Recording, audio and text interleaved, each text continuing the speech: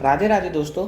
द्वारका में रहकर श्री कृष्ण ने सुखपूर्वक जीवन बिताया। यही रहकर उन्होंने हस्तिनापुर की राजनीति में अपनी गतिविधियां बढ़ाई और 8 स्त्रियों से विवाह कर एक नई कुल और साम्राज्य की स्थापना की। द्वारका वैकुंठ के समान थी।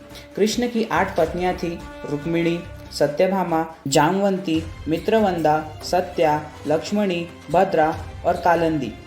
इनसे उनको कई पुत्र और पुत्रियों की प्राप्ति हुई। इसके बाद श्री कृष्ण ने नरकासुर द्वारा बंदी बनाई गई लगभग 16,000 स्त्रियों को मुक्त कराकर उन्हें द्वारका में शरण दी।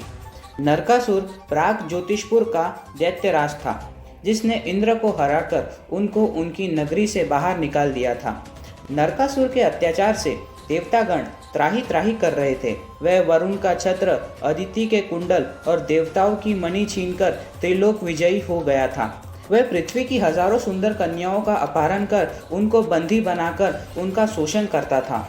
मुक्त कराई गई यह सभी स्त्रियां कृष्ण की पत्नियां या रखेल नहीं थी, बल्कि उनकी सखियां और शिष्या थी, जो उनके राज्य में सुखपूर्वक स्वतंत्रपूर्वक अपना अपना जीवन यापन अपने तरीके से कर रही थी। पांडवों से कृष्ण की मुलाकात जानने के लिए हमारे वीडियो को लास्ट तक जरूर देखिए। एक दिन पांचाल के राजा द्रुपद द्वारा द्रौपदी स्वयंवर का आयोजन किया गया।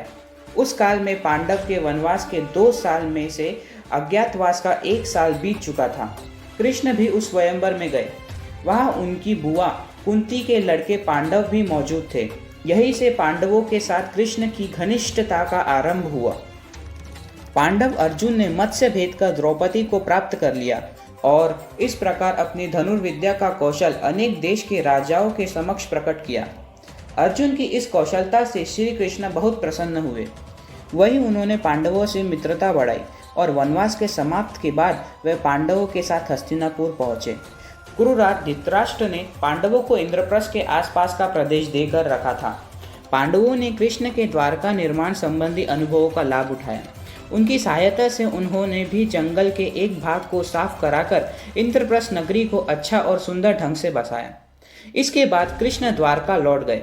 फिर एक दिन अर्जुन तीर्थटन के दौरान द्वारका पहुंच गए। वहां कृष्ण की बहन सुभद्रा को देखकर वे मोहित हो गए। कृष्ण ने दोनों का विवाह करा दिया और इस तरह कृष्ण की अर्जुन से प्रगाढ़ मित्रता हो गई।